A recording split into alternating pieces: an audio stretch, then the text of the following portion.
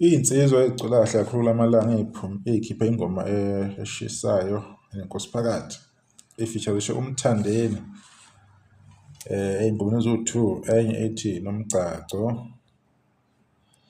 enye ithi Sizinsizwa Thina. Kunevidiyo enziwa uMax Makhanya laphana ku-TikTok, abantu kade beyishera. Bengifuna siyibheke nje le video bese sibuya siyakhuluma. Ngenxa yale ngoma ethi angazi amakhotha angqo kanjani ama-NND acule amasimba ngenxa nje yalo ngoma ama-NND acule nje uThuvi acule nje amasimba ama-NND. Uzokhumbula ukuthi leli gama lamakhotha angqoko lavela lisuka emoneni, lalisuka kumhobholo kaNtunsula naku lapha ebona abantu abaphila nokhuzani bephumelela. Uma ngabe ebona abantu abaphila nokhuzani bonke bephumelela, abaphila naye bengaphumeleli, bengaqashwa ndawo. Bonke abaphila nokhuzani beqashwe emcimbini ngapha nangapha. Wathi mayijika uNtunsula wathuka abahleli bemcimbi. Uthe mayiqeda ukuthuka abahleli bemcimbi ebiza ukhuzani ngencelebana. Uthe mayibona ukuthi akusebenzi ukubiza ukhuzani ngencelebana ngoba naku eqashwa njalo ukhuzani yena engaqashwa. Wathi ejikwa wayesethagetha abantu abaculi abaphila nokhuzani. Nabo uthe mayibona ukuthi sebeyaqashwa njengoba bephila nokhuzani, baqashwa njengokhuzani, baqashwa ngapha nangapha. Wasuka manje kubahleli bemcimbi, wasuka ekubizeni ukhuzani ngencelebane. Uthe ejika watinyela lezi ngane eziphila nendlamlenze, wazibiza ngawo wonke amagama lawa ethi zincetheza kukhuzani, ethi zincetheza kumgodi.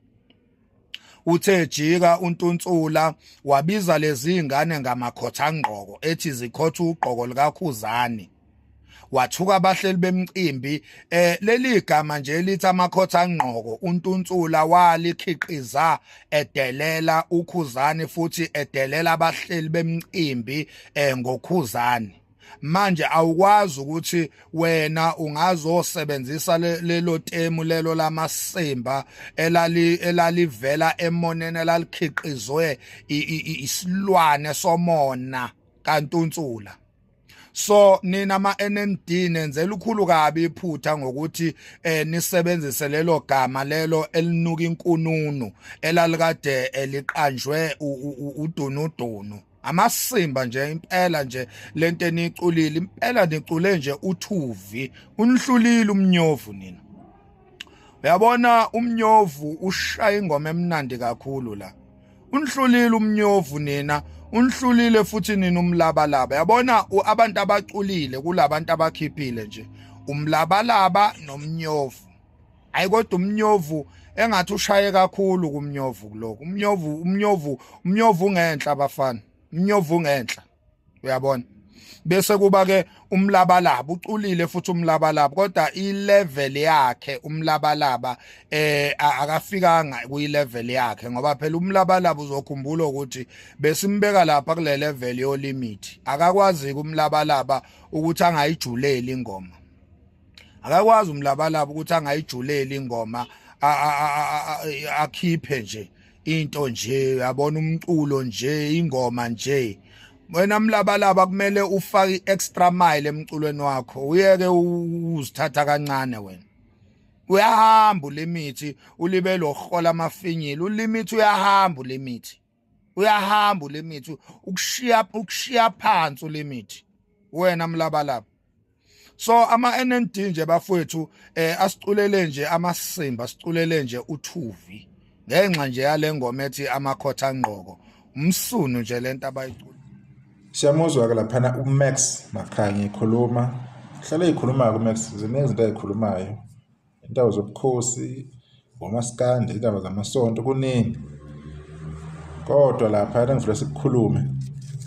Lo line oyi-1 kule ngoma le. ethi sizinsizwa thina incelebane obani ongavuma ukuba ikhothanqobo.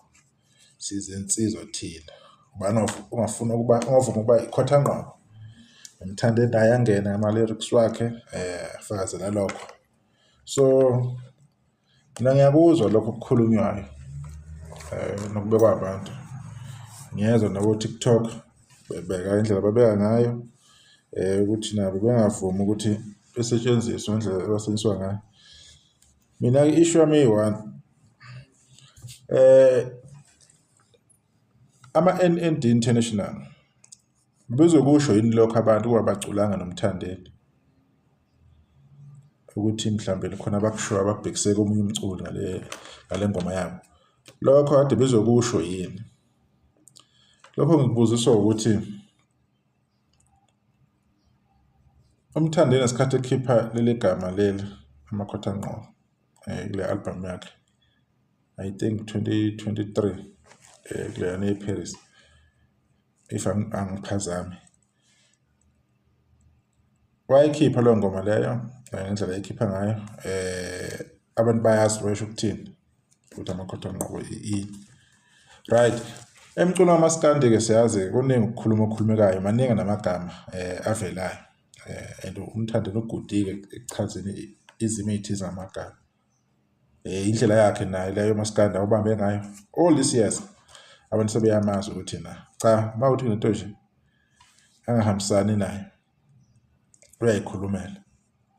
So mina ngifuna ukwazi ukuthi ke if labafowethu bavele bayiculela ngendlela bayiculele ngayo, bekuzovela yini ngendlela okuvele ngayo, noma kuvele ngoba kuno SK, ukuthi for understand lokho.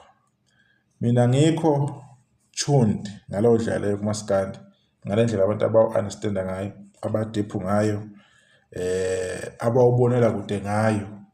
Abantu banokubona into ekude kabi ukuthi hayi le nkulumo kule ngoma ikhomba into ethize. Kungenzeka ukuthi mina ngisalekha some kind of ukufundiseka okuphelele ngomaskandi. Mhlawumbe mina ngibuka nje on the surface phezulu, ngangibuka i-deep. And abantu abaningi bayakhona ukubona lokho ukuthi hayi lo muntu ocula kanje khona abhekise kuyona, because they know umlando, they understand umlando better than me. Mina ke ngobuka kwi-level nje yenyama nje, bona babuka nje spiritual ukuthi no iyakhuluma lento. Umbuzo wami bekuyiloko ukuthi yena bekuyoba njalo yini if labafowethu beyiculela nje engekho uMthandeni, right? If abantu be-right ukuthi baqinisile ngalokho abakushoyo ukuthi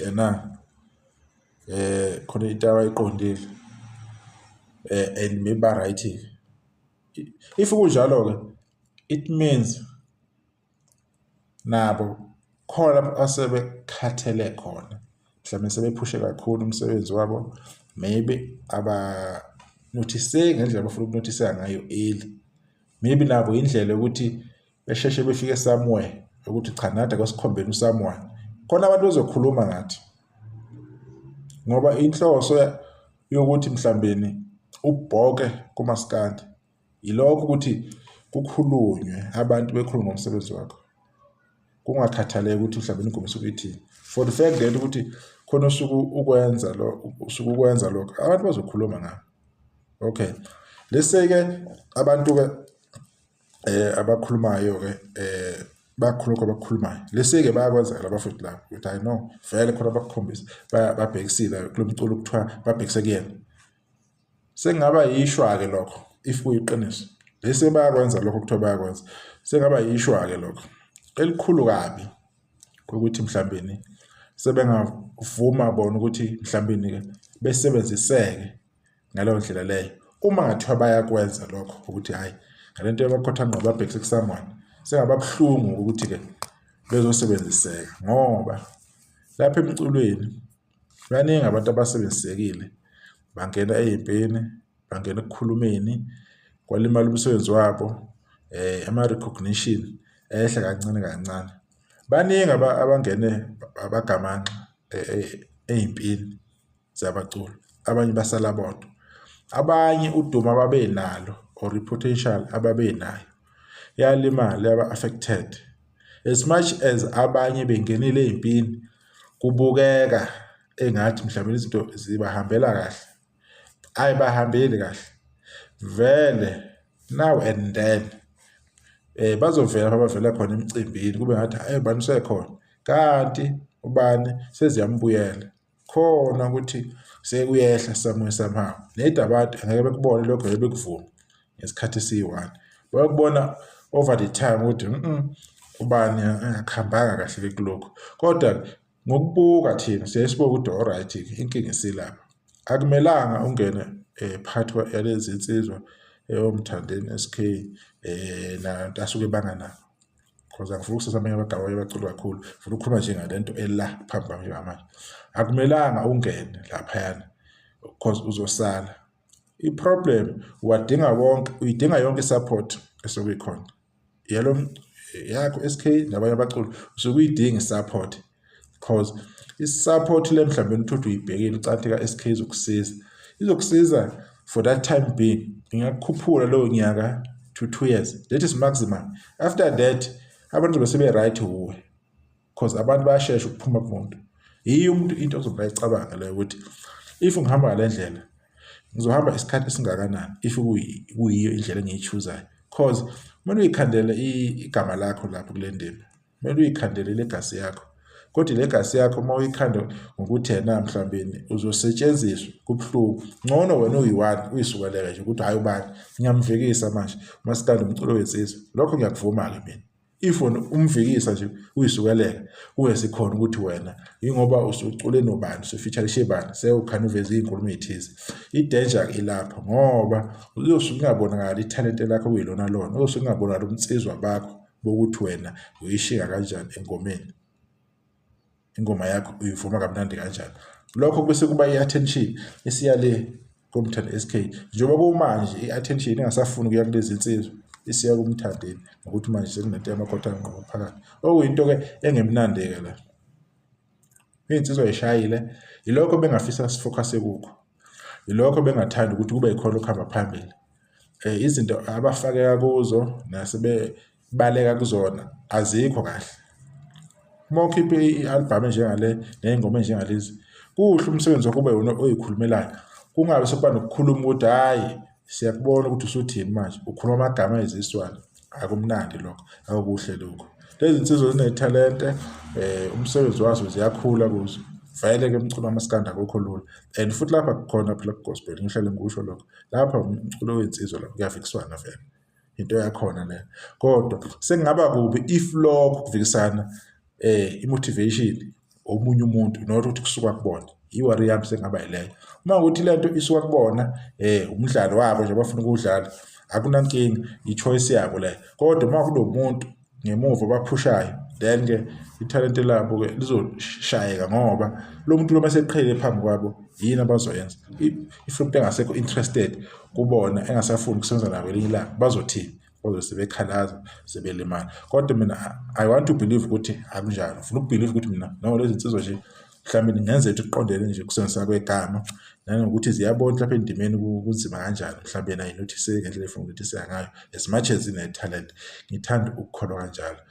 Welcome to uMaskandi-ke bafowethu, seziyasha-ke manje. Ukwenza kahle kwenu kuzonilethela ukukhuluma, njengoba sikhuluma nje ngani, singakhuluma umsebenzi wenu, sesikhuluma nje ngokuthi manje amagama nibhekise kubani. Maskandi kunjalo uyakhulumisa, impumelelo iza nokukhuluma. Ilokho nje ngenza ukuthi ngifuna ukusho, ngifuna ukuveza. Ngiyathemba ukuthi kodwa-ke nizoba right lapha nikhona, niqhubeke niperforme, niqhubeke niphushe i-album yenu. Nithembisa ukuthi nizoba iy'nsizwa ezosebenza kahle kamnandi if nizoyibamba le ndlela leyo. Lezi zinto lezi zokukhuluma nanokuthi banifeaturishe babo ngathi nibhekisa amagama athize kwabanye abantu, ningakuvumeli lokho, kuzomosha umsebenzi wenu ngathi nenza kahle kakhulu and nisayibambe kahle. And uMthandeni wenze umkhulu umsebenzi lapho kulezi ngoma zenu the way ade ngena ngakhona. Ngiyabonga, nisale kahle.